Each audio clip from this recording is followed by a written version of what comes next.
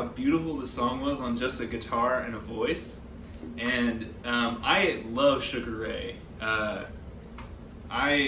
So when I was young and my family would go on vacation, I would always buy a CD, and that was kind of like my vacation CD. So it would be a CD I had never heard before, and I would listen to it the whole vacation. And I bought a Sugar Ray album, and it was the one after this one that had, well, now I can't get Someday out of my head, but it had another big hit on it, and I fell in love with the band. And I've never actually tried to learn any of their music before until today, and these chords are just incredible. The vocal melody obviously is a classic, and the guitar part, the lead guitar part, is really pretty and fun to play. So super happy to look at this with you, and I think you'll find it to be quite fun, and most of the chords to be pretty accessible. The vocal melody in the chorus is can be a bit of a reach. Just a bit of a warning on that. I want to tell you straight away that I am tuned a half step down. So E flat, A flat, D flat, G flat, B flat, E flat.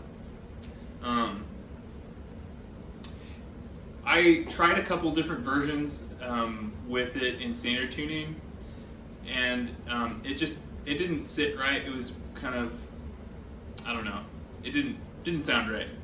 So I ended up on this. So the song is basically two chords, with the exception of the chorus, basically, with the exception of the chorus. But it's how you play the chords that makes it sound so lush and pretty. So this is my F chord, and it's actually an F major 7, and that's what gives it that breezy, summery vibe, is that major 7. What that means is, a little theory lesson, scales run 7 notes until we reach an 8th note that is the octave, so the same note but higher. So a major 7 means that if we're playing a major chord, the 7th note in the scale is in the chord. In this case, we're playing an F chord. The major 7 would be E. So we're just playing open E. I went like this to make it look easy. So my index finger, this is the trick here, is it's pretty upright on this B string, 1st fret. I don't think that it's that hard to do, but it will probably take some jostling and some figuring out for your own hand. But I find that once I wrap my thumb around, my fingers, I'll show you, my fingers tend to get a little bit more upright, as you can tell. When I'm barring, they tend to kind of slant a little bit. See the difference? Well, maybe not, I don't know. Maybe you can't tell the difference, that's what I meant. But specifically, like from this knuckle down, they're very right on the string versus more like that. So it may not be a difficult adjustment. You may get it the first try, I guess is what I'm saying. But if you don't, then keep trying, because it's really worth it, I think. So this is the voicing I would ideally like you to use for this F major 7. If you can't do this after many tries, F is just fine. It totally works. Or just, that's fine too. The second chord is, you can play a couple different ways, but to me, the way that I found it to be most satisfying musically is to slide this shape up and then bar 3 strings. So this is G minor. I know my hand looks a little funky probably playing it, because we've never really, I don't think, done minor chords this way. But I think it personally sounds the best. And the way that I like to do lessons and in general, like with goals in my life and with, anything in terms of sound, I want to do what sounds best first. I want to figure out what sounds the best and then walk it back. So we start with absolute ideal. This sounds amazing, but it's really hard to play, so I have to make these compromises. But we always want to start with the best sounding thing. So in this case, being able to go from this chord and slide your hand up, what it does is it keeps that continuity with your hand, obviously. But then the other thing is it adds a little bit extra because you're not completely taking your hand off all the strings. Your thumb, ring, and pinky are still on the same 3 strings. So it might seem like just a shadow of a note, but those little echoes, those little wisps of sustain that you get between these 2 bar chords,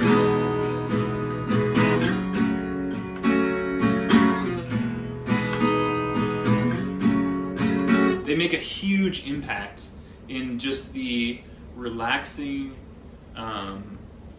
gentle quality of this song. And I think that is one of the essential components of this particular song. So yeah, I'll lay around and wonder why, right? So just think of, somebody laying around and wondering. That's the kind of sound that expresses that to me. So yeah, this is G minor, and I'll give you this in more detail, okay? So I think you know what my thumb, ring, and pinky are doing. 3, 5, and 5. And then my index is barring the bottom 3 strings, all on 3.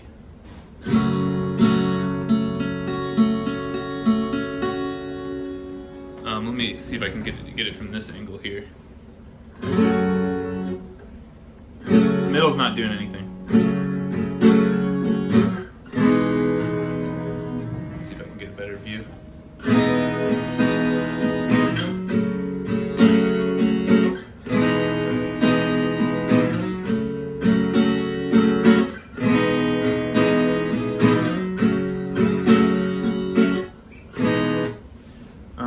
Yeah, and it is a bit of a squeeze on this minor.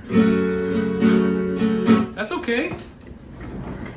That's all right. It's just one song. And also, you're playing a Taylor Mini, man. You can do it. Okay. What's next? You can also, we're just playing G minor. So if, maybe your hand gets tired of this, play it this way. Also, I don't know if you started doing this, but an option for you is, now that you know this minor 7 chord that you learned from Caramel, I think, you can actually sub this in. You can substitute this for any kind of minor bar chord. And it has a nice jazzy sound too. If you wanted to do like,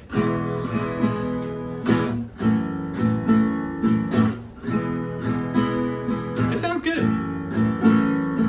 Someday, better things will come our way, no matter what they try to say. I mean, honestly, if you sing it well, nobody cares. But this is a guitar lesson, so I care. And you care, so that's why we're here. Okay. And then I'm sure you can tell already the strumming pattern. I'm just doing down, down, up, up, down. And I think it perfectly carries the song, especially when you include the major 7, like that open string, and have that sustaining open note over that chord.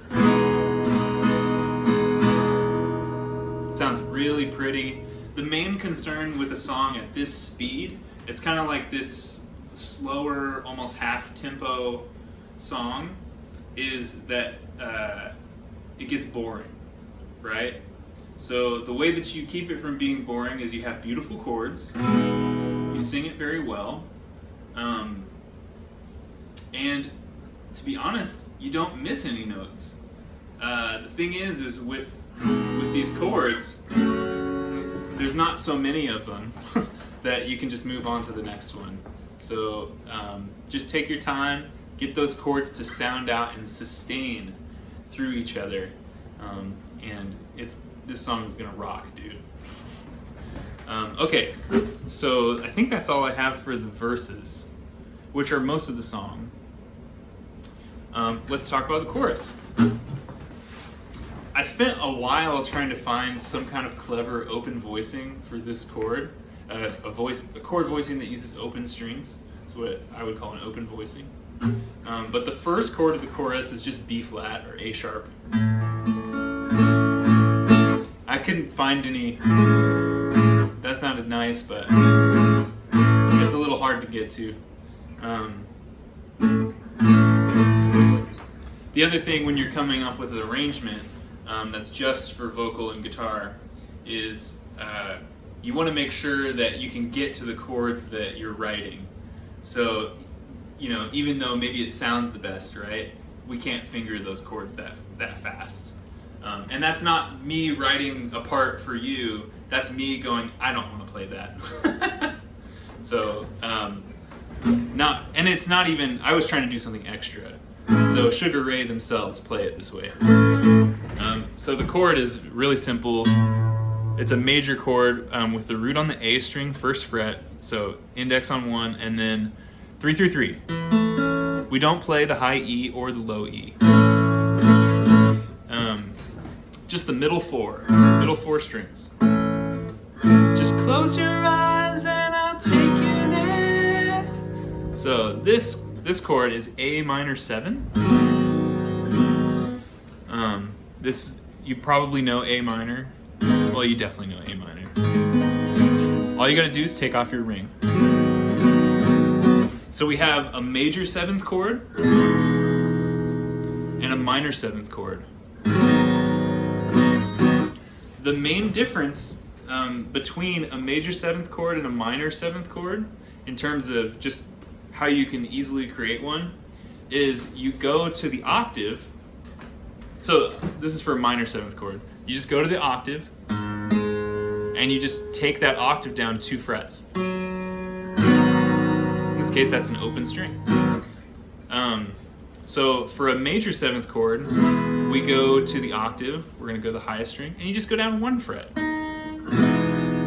So major, 1 fret, minor, 2 frets. We can take a minor bar chord. I'm just making one up right now. It's the A minor bar, and that's the octave. If we want to make it minor 7, we just take this 7, we make it a 5. Minor 7. Yeah. If we want to, let's take a major chord.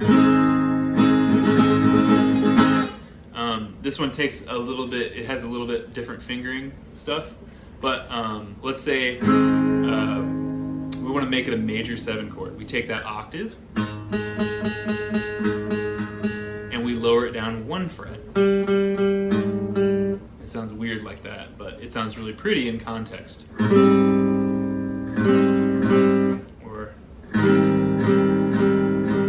major 7th chords are beautiful.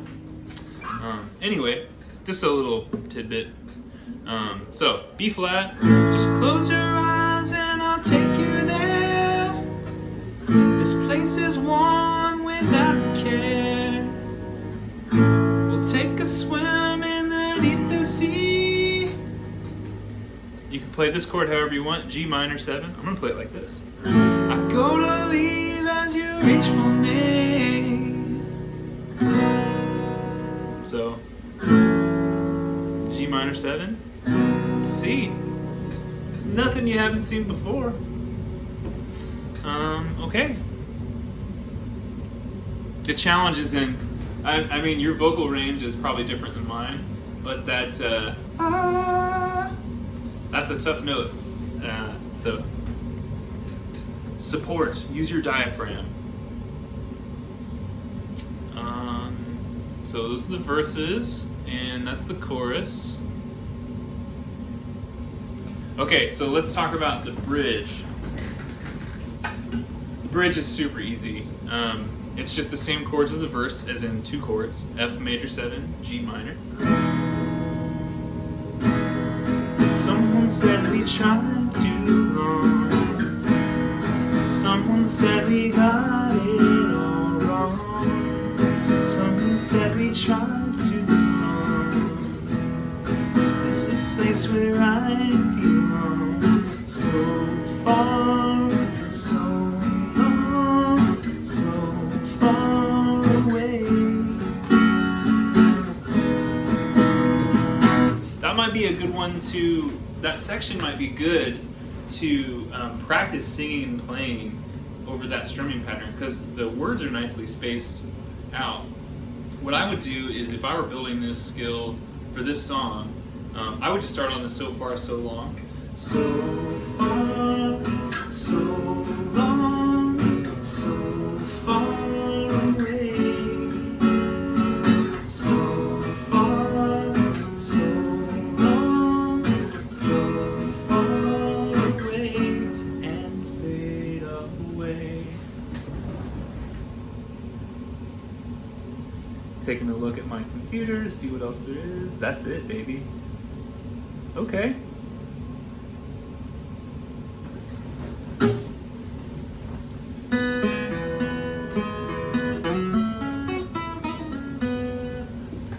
I don't want to spend too much on this because I feel like it's a little adventurous.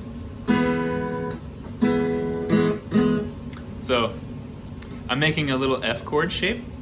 No bar right here, just 1 on the B. So 3, 2, 1. And I'm just picking it.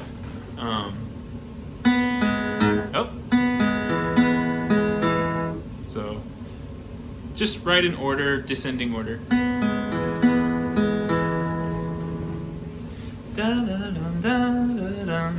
And then there's a little slide, which you learned from the Power of 2. And then we're actually just playing a G minor arpeggio. So all the notes in this. So 5, 3, 3, 3.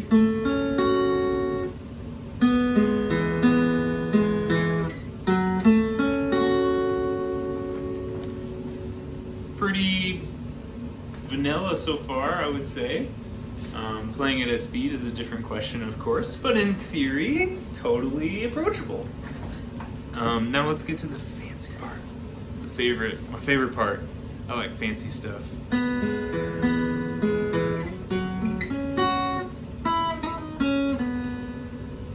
Not that tough when you isolate it. So,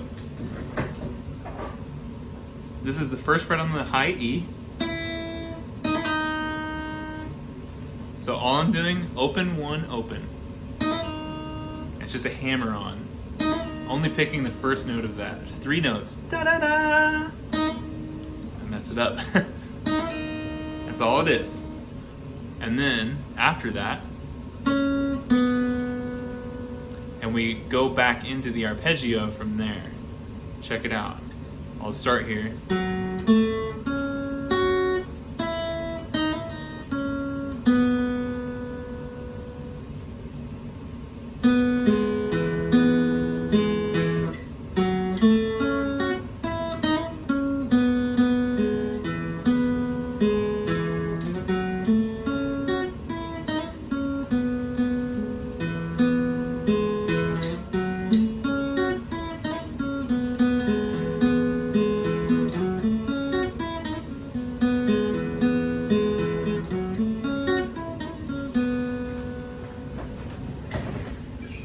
Extra credit, but I mean, you gotta pass the time somehow, right? So hopefully you give that a shot. All right, I think that's it. Thanks again for another great song. I mean, I can't give you really full credit because I already love this song, but I do give you credit for making me learn it and just coming up with something that sounds pretty on the guitar. Cool. you and Nicola are well. I will catch you all next week.